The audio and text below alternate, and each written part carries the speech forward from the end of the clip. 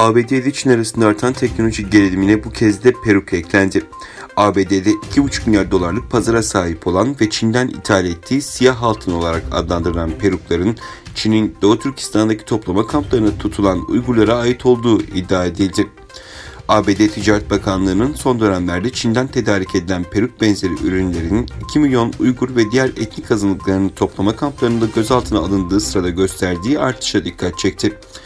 ABD Ticaret Bakanlığı, ABD'deki saç ürünü satan birçok işletmelerdeki peruklarına Çin'in Doğu Türkistan'daki toplama kamplarında yaşayan Uygur Türklerine ait olduğunu tespit ettiklerini iddia etti. Ticaret Bakanlığı'nın Çin'in ürettikleri ürünleri inceleme altına aldığı ve Çin'e konuyla ilgili uyarıda bulunduklarını belirtti. ABD Gümrük ve Sınır Koruması geçen aylarda Çin'de üretilen 800 bin dolar değerindeki 13 ton saça el konulduğunu ifade etti.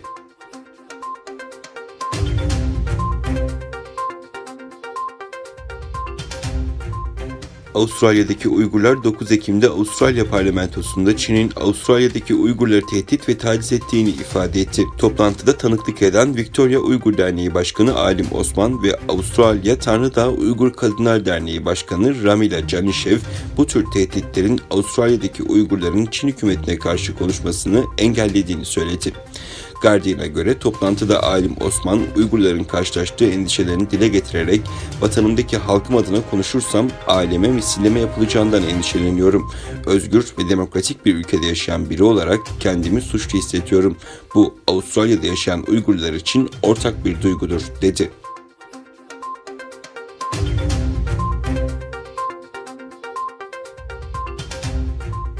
Gelecek Partisi Genel Başkanı Ahmet Davutoğlu, partisinin Mersin 1. Olağan İl Kongresi'nde gündeme ilişkin çarpıcı açıklamalarda bulundu. Bahçeli ve Cumhurbaşkanı Erdoğan'a Doğu Türkistan'da yapılan zulme niye sessiz kalıyorsunuz diye soran Davutoğlu, "Bize karşı gür çıkan sesiniz Uygur kardeşlerimiz için niye kesiliyor? Hepinizin Doğu Türkistan davasını kendisinden öğrendiğimiz İsa Yusuf Aktekin'in emanetine niye sahip çıkmıyorsunuz? Hangi ekonomik çıkar için Çin'e sessiz kalıyorsunuz? Hani dünya 5'ten büyüktü? Çin'in o 5'in içinde olduğunu unuttunuz galiba. Hani Erdoğan mazlumların sesi, Bahçeli dış Türklerin hamisiydi. Bu nasıl bir esarettir, nasıl bir izzetsizliktir? Kaça sattınız Doğu Türkistan'ı? Uygurların canı kaç para sizin defterinizde? Çıkın, yüzünüz varsa konuşun," ifadelerini kullandı.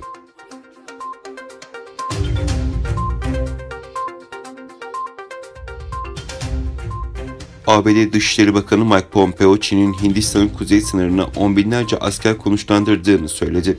Pompeo, Fox News'e yaptığı açıklamada Çin'e karşı geliştirilen ittifakın 3 üyesi Avustralya, Hindistan ve Japonya'nın Çin Komünist Partisi'nin tehdidi altında olduğunu savundu. Hafta başında ABD, Avustralya, Hindistan ve Japonya ittifakı kapsamındaki görüşmeler için Tokyo'da bulunan Pompeo, Hindistan kuzey sınırında 60 bin Çin askerinin olduğunun farkında ifadesini kullandı. Pompeo açıklamasında ayrıca Çin'in yeni tip koronavirüs salgınına yanıtını eleştirdi. Bu ülkeyi fikri mülkiyeti çalmakla suçladı.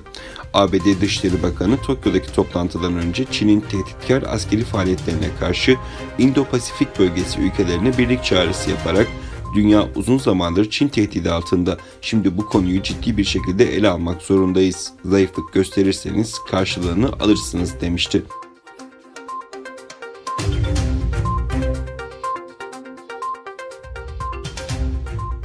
Tayvan lideri Tsai Ing-wen, Pekin idaresinin evhamlarına kulak vermesi ve yaklaşımını değiştirmesi halinde Çin'de yaşanan gerilimin düşmesini umduğunu söyledi.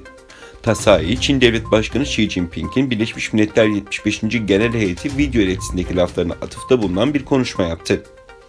Tayvan lideri Xi'nin Çin'in asla hegemonya ve genişleme arayışında olmadığını dile getirdiği ileti için dünyada ve bölgedeki ülkeler Çin'in gelişen hegemonyasından evham ettiğinden bunun hakikatin başlangıcı olmasını ümit ediyoruz değerlendirmesini yaptı. Tsai, Pekin yönetimi Tayvan'ın sesine kulak verirse, ilişkileri ele alış şeklini değiştirirse, barışçıl diyalog ve uzlaşıyı basitleştirirse bölgedeki gerilimin şüphesiz çözüme kavuşturulacağına inanıyorum ifadelerini kullandı.